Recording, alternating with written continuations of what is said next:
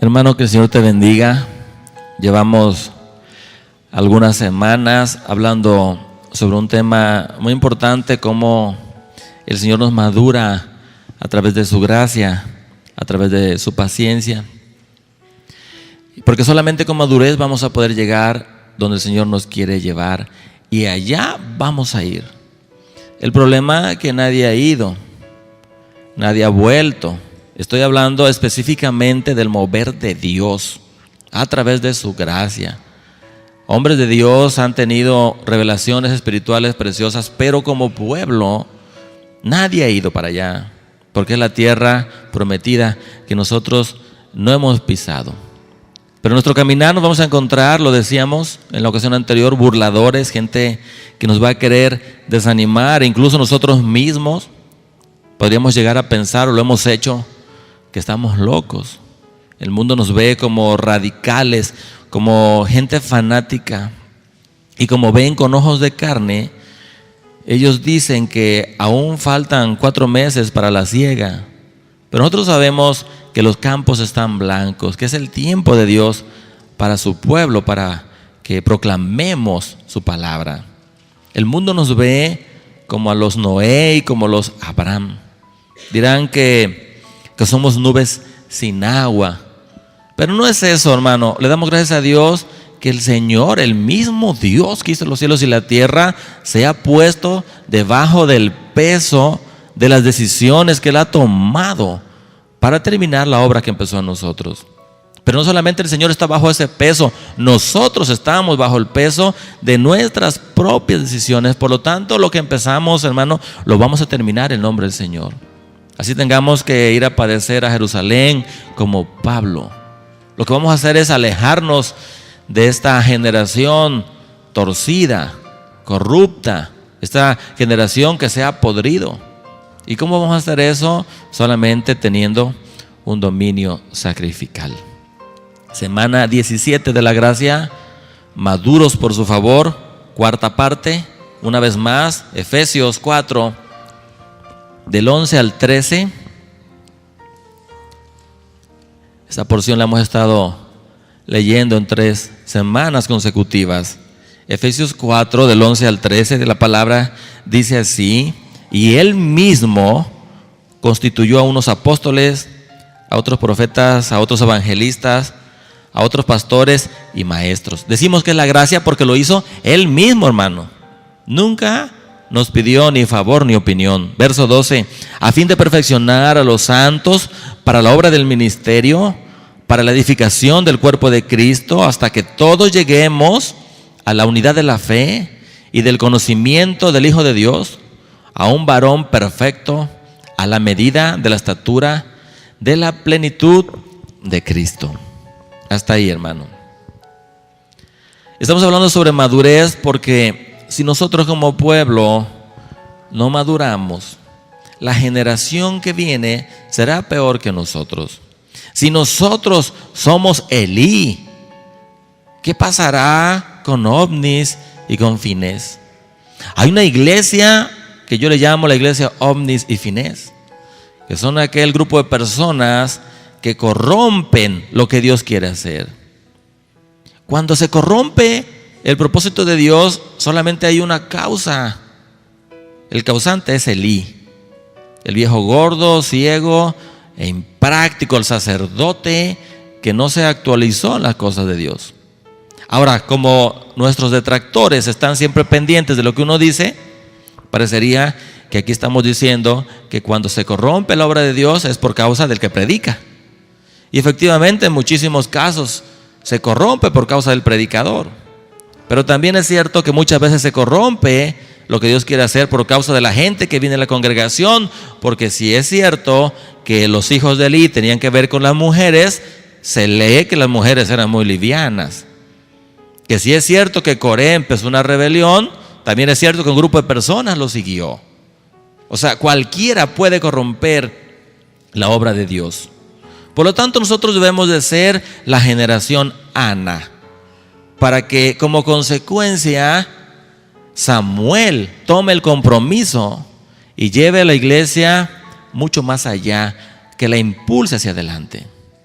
Hermano, cuando hablo de que seamos una generación Ana, como que se pierde entre líneas, pero es un compromiso brutal. La generación Ana es la matriz donde se está gestando el propósito de Dios. O sea, tú y yo que escuchamos palabra viva, somos el vientre donde se gesta el impulso de Dios para esta próxima generación. Los hombres y las mujeres que fueron usados por Dios primero fueron preparados para ser el vientre de algo. Ejemplo, David. David fue el vientre donde se gestó una reforma espiritual tremenda. En él se juntaron dos moveres y él llevó al pueblo a la victoria. Y aunque tenía luchas contra otros pueblos, ese pueblo de Israel, hermanos, vivía en paz. Abraham fue el vientre nada más y nada menos que del linaje de una nación. Su fe es tan grande que ha quedado como ejemplo registrado en la Biblia, y mientras haya un hombre sobre la faz de la tierra, siempre se recordará la fe de Abraham. Moisés fue el vientre de la liberación de todo un pueblo. Hermano, un vientre donde el Señor depositó una parte de su mente que nosotros llamamos la ley mosaica, la ley de Dios.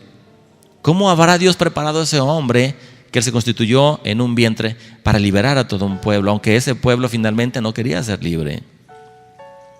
María fue el vientre del verbo de Dios, no engendrado por esperma humano. En él no había contaminación de pecado.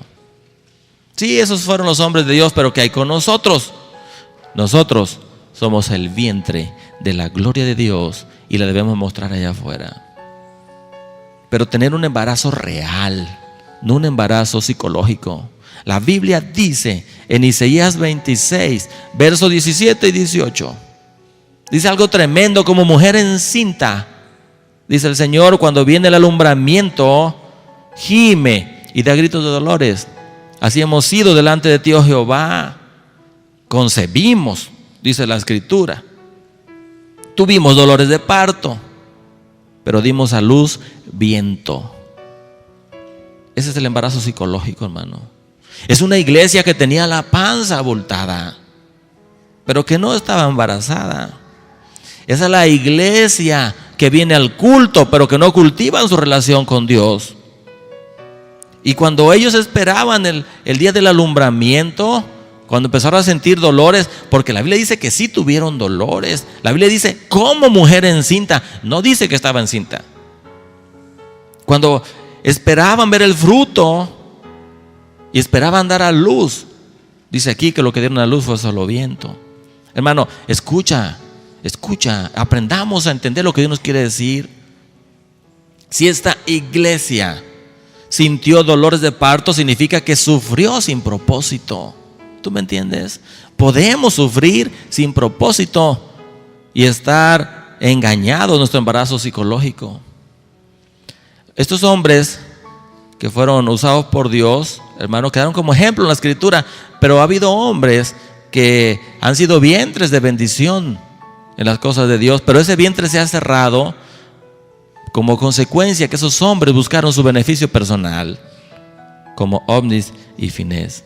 ¿Y cuál fue el resultado de esto? Una iglesia engañada, que nunca tuvo intimidad con su esposo.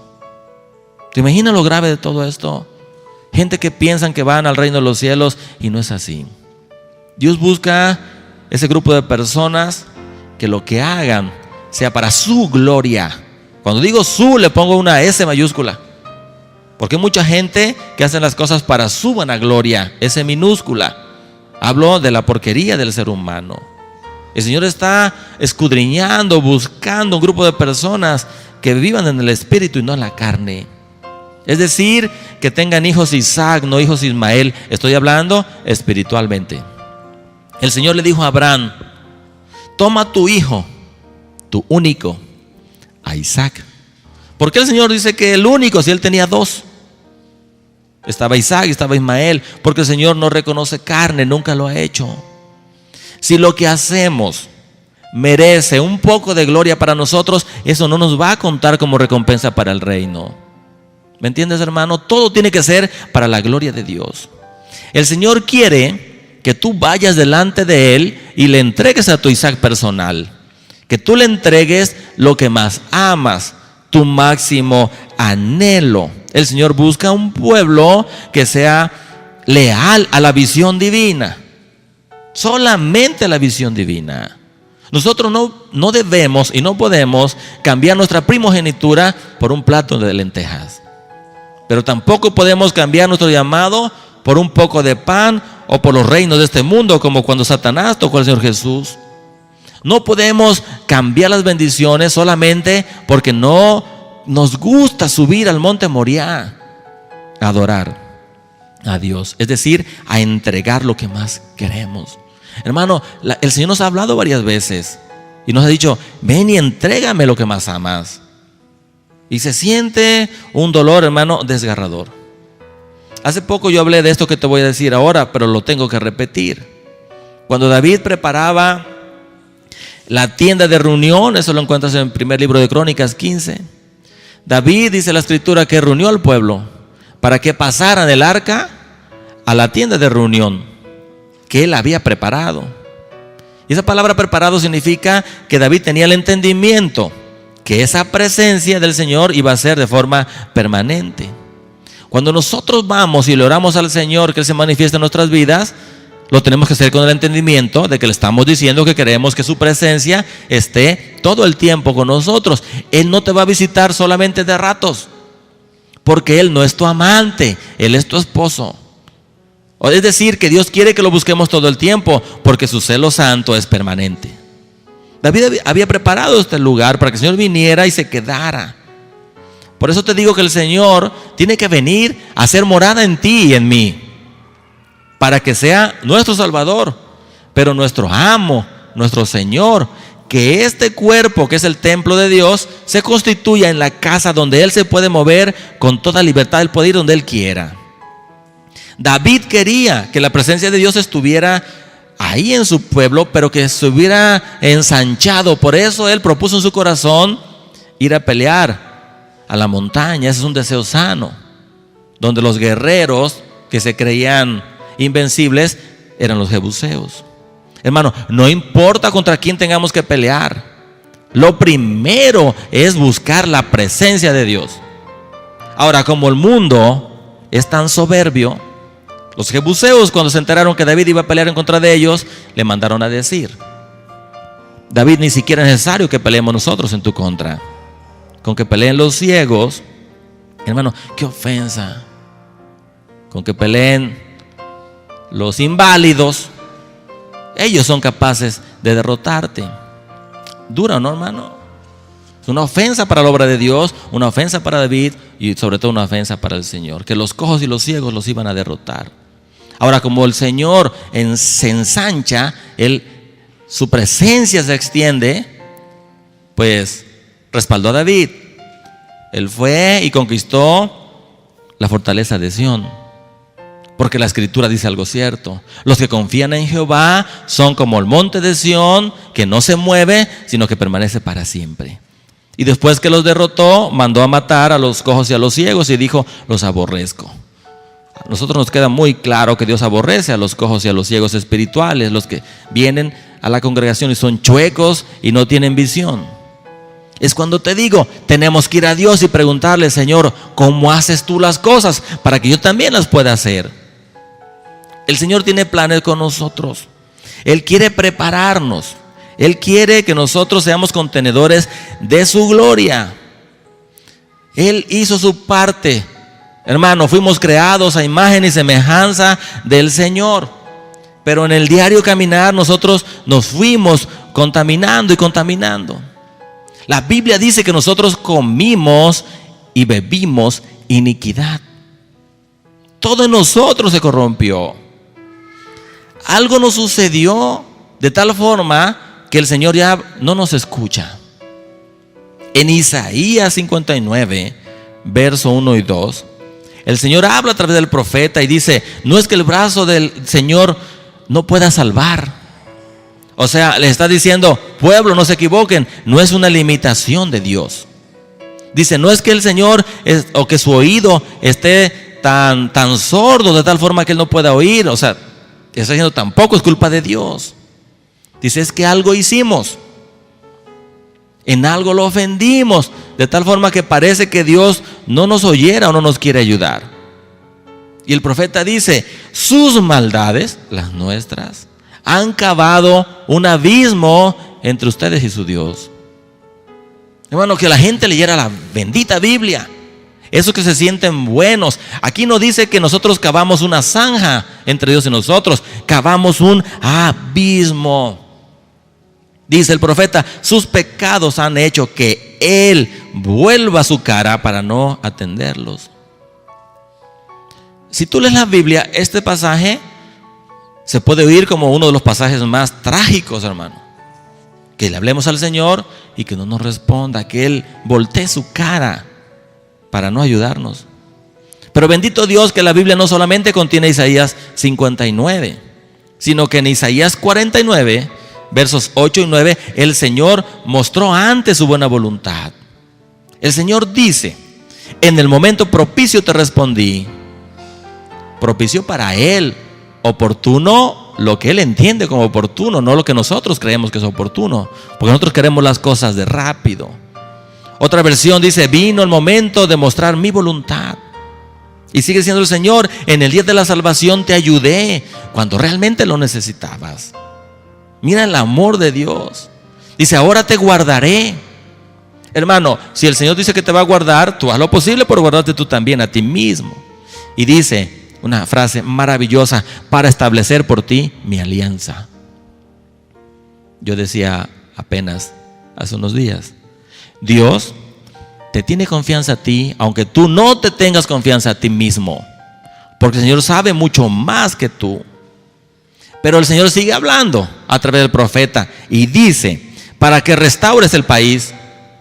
Hermano, ¿te das cuenta que aquí está hablando de gobierno? La iglesia debe ejercer un gobierno para restaurar esas ruinas antiguas. ¿Sí me escuchas? Dice, para hacer que tomen posesión de las tierras arrasadas.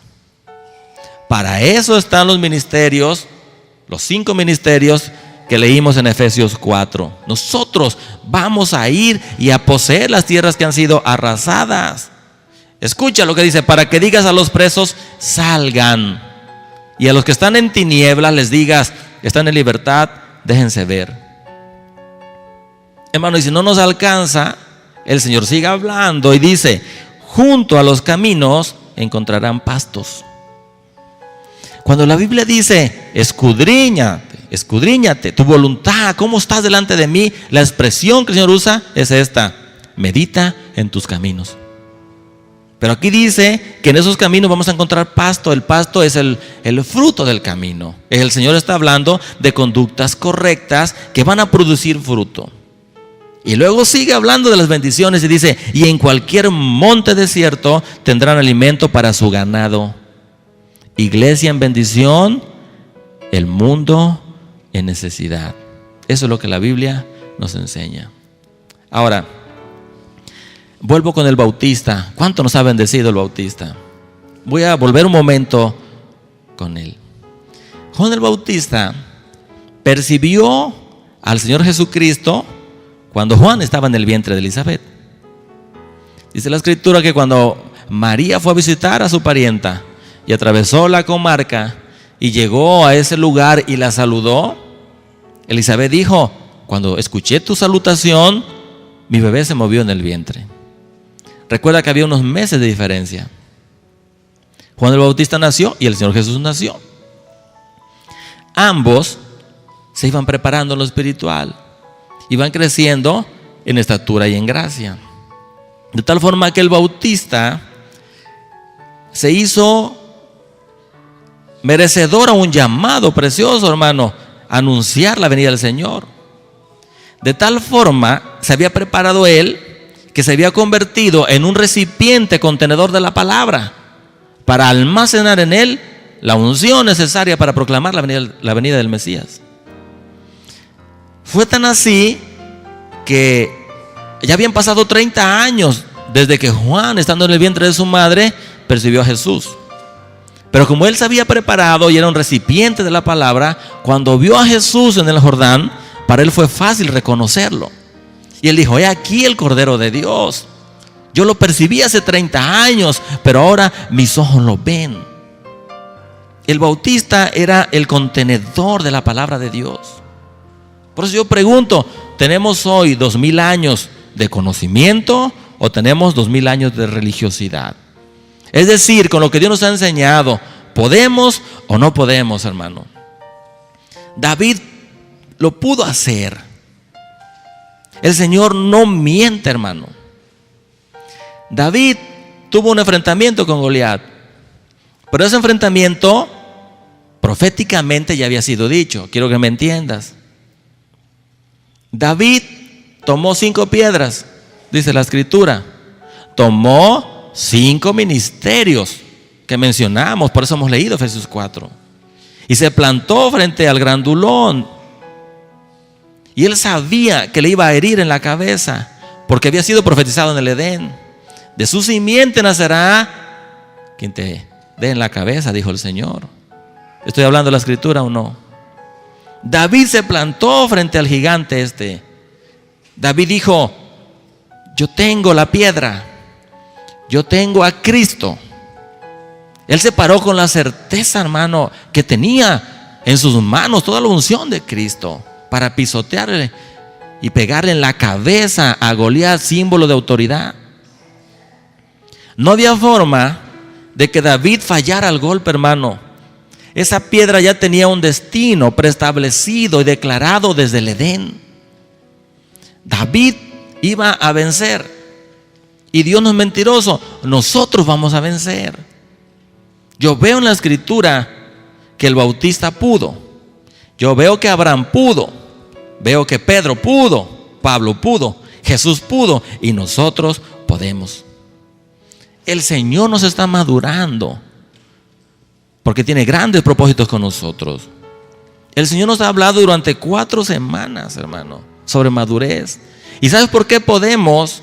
Porque David era el linaje, es la línea de Jesús. Nosotros somos del linaje de Dios. Nosotros somos del linaje de Jesús de Nazaret, nada más y nada menos. Por lo tanto, pese a las aflicciones y a las luchas y las pruebas, al final del libro de nuestra vida, entiéndeme por favor, al final de nuestra historia, y puedo decir muchas veces dolorosa historia, complicada historia, hay una frase escrita en relieve y con mayúsculas que dice: victoria. Nosotros podemos vencer, porque el Señor está con nosotros. Por eso el Señor nos está madurando. Dios es totalmente veraz. El Señor nos enseña grandes cosas para que seamos una gran congregación e impactemos al incrédulo.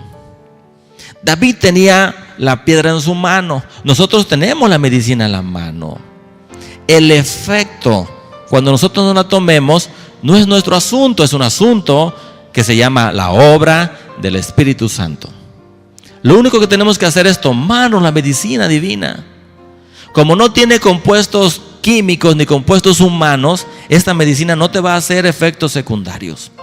Bueno, yo te invito a que levantes tu vista y veas el horizonte y veas todo lo que Dios tiene preparado para ti. Bendito Dios, porque nosotros no moriremos en el desierto, porque no nos vamos a poner a jugar con la palabra de Dios. Nosotros tenemos vida. ¿Sí sientes el Espíritu de Dios que te recorre? ¿Sí sientes en tu corazón que el Señor se mueve? Que tu espíritu se regocija al saber toda la buena voluntad que Dios tiene para con nosotros. Tenemos la piedra, tenemos a Cristo. Su gracia nos madura. El Señor es bueno para con su pueblo. Su paciencia nos ha sostenido. El Señor sigue con nosotros y nosotros seguimos caminando detrás de Él. Esta es la 4ª y última semana de lo que Dios puso en mi corazón para decirte acerca de cómo su gracia nos madura. De su buena voluntad, hermano, que no tiene precio, que donde vayamos, en ese camino va a haber pasto. Nosotros vamos a tener las conductas correctas que producen fruto. Aún en el lugar desierto, la iglesia es bendecida, mientras que el mundo está perdido. ¿Oramos? ¿Oramos? ¿Oramos?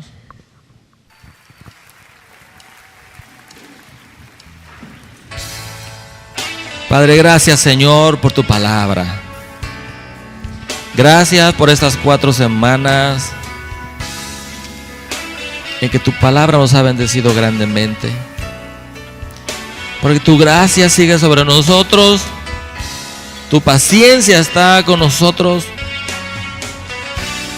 Detesto los embarazos psicológicos de la iglesia paralela, que siente los dolores como si fuera un parto, pero solamente está sufriendo sin propósito alguno. Dimos a luz viento, dice el profeta. Así hemos ido delante de ti, oh Jehová. Pero gracias por estar con nosotros. Gracias porque en tu palabra yo veo hombres que han sido vientre de bendiciones. Así como David fue el vientre de una reforma espiritual tremenda. Así como Abraham fue el vientre del linaje de toda una nación.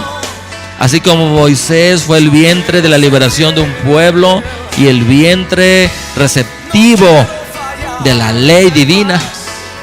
Así como María fue el vientre del verbo de Dios, no engendrado por esperma humano, así nosotros somos el vientre de la gloria de Dios para mostrarlo a este mundo. Gracias, Señor. Nos alejamos de la generación torcida y corrupta. Nos alejamos de la iglesia omnis y fines, del mover viejo del I. Nos refrescamos en tu Espíritu Santo, Señor, para ser contenedores de tu gloria, para percibirte como lo hizo el Bautista después de 30 años. Él pudo verte, decir: este es el Cordero de Dios que vino a quitar el pecado del mundo. Gracias, Señor, por tu palabra. Gracias por estar con nosotros. Sí podemos porque tú pudiste. Sí podemos porque Abraham pudo. Sí podemos porque el Bautista pudo. Sí podemos porque David pudo. Sí podemos porque tú lo has dicho, Señor. Porque como David, él dijo: yo tengo la piedra, yo tengo a Cristo. Nosotros te tenemos también agarrado a ti, Señor. Tenemos la unción tuya, los 5 ministerios para darle en la cabeza al diablo. Porque ya fue profetizado desde el Edén. No hay forma en que fallemos. No hay forma. Esa piedra ya tenía un destino, que era la frente de Goliat. Y nosotros no vamos a fallar, porque no vamos a jugar con tu unción y no vamos a jugar con tu palabra. Tenemos la medicina en las manos. El efecto que hace en nosotros es sobre tu Espíritu Santo. Y no nos va a hacer ninguna reacción secundaria, porque todo es divino. Hay tanta leche y tanta miel para tu pueblo, Señor. Gracias por tu palabra. Gracias por tu Espíritu Santo que se mueve en nuestro interior. Nosotros sentimos cómo la savia tuya nos recorre. Estamos vivos para Cristo. Pueblo bendecido porque tu palabra está aquí. Pueblo bendecido porque el verbo de Dios está aquí. Pueblo bendecido porque el Dios Trino está aquí. Porque los ministerios se mueven aquí. Porque tú has dado sobreabundantemente, Señor, a tu pueblo. Gracias. Tengo la certeza que no vamos a fallar, porque la boca de Jehová lo ha dicho. De tu simiente nacerá aquel que te pise la cabeza. De tu simiente, mujer. De tu simiente, iglesia. Ahí se engendra el grupo de personas que le pisen la cabeza al diablo. De tu descendencia. Y nosotros somos linaje de David. Y nosotros somos linaje de Jesús de Nazaret. Y nosotros somos los contenedores de tu palabra, los contenedores de tu gloria, los contenedores de esa tremenda bendición que vamos a llevar allá afuera. Y todo el mundo verá cómo se vive en Cristo. Gracias, Señor. En el nombre de Jesús de Nazaret. Muchas gracias. Te alabo y te bendigo. Gracias por lo que tú nos das. Porque no salimos de aquí con hambre de tu palabra. Salimos saciados. Saciados, Señor. Gracias. Yo bendigo a tu pueblo con toda bendición. Yo declaro bendición para tu pueblo. Y yo declaro que no vamos a fallar.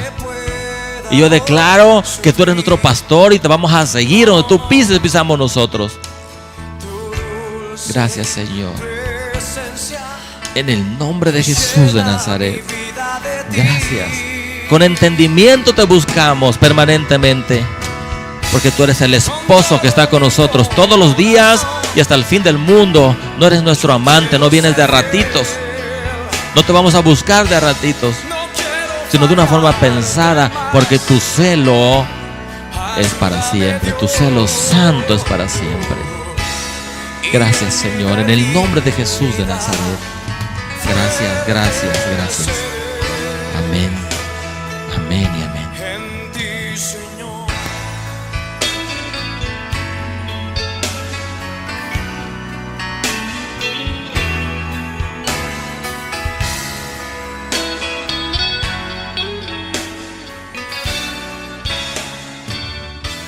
Levanta tus manos conmigo.